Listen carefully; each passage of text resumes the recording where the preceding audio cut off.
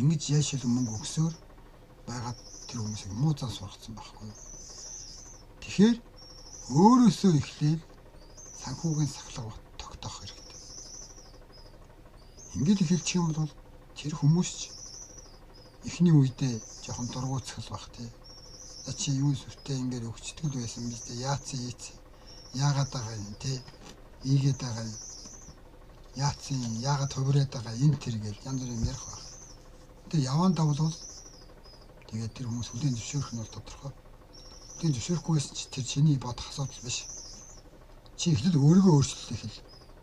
Тэгэхээр тэр хүмүүс явандаа өөрчлөгдөн. Хүссэн ч хүсээгүй ч. Өөрчлөхгүй хүн гэж бол юм байдгүй шүү дээ. Хүсвэл хүн өөрчлөгдөж болно. Тэг жишээ нь би өөрөө байна. Би мөнгийг ус засшил засдаг байсан. Одоо ч шалгуурс хүмүүс намайг ойлгодог болсон. Ойлгохгүй нэг нь бол тэгээд замаа хөөгөж явсан тий. Би тэр хүний замаар явахгүй шүү дээ. Тэр хүн миний замаар явахгүй. Тийм учраас би өөрийнхөө замаар л явна.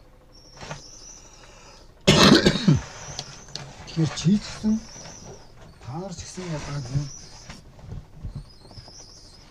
өөрөөсөө эхлэв. Тэгэл яг одооноос эхэл. Маргааш болох уу, нөгөөдөр болох уу, яг сарын дараа эхлэх үү, тэргээ бодоод ах шаардлагагүй. Яг одооноос л эхэл. Хүн ажил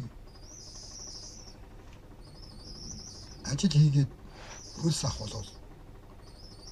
Өчигдөр хийсэн ажил өнөөдөр дуусаад оройн цалингаа аваад өр шимээ хамсдаг үстэй. Тэртэй адилхан чи өчигдрөөс игээл эхэлсэн бол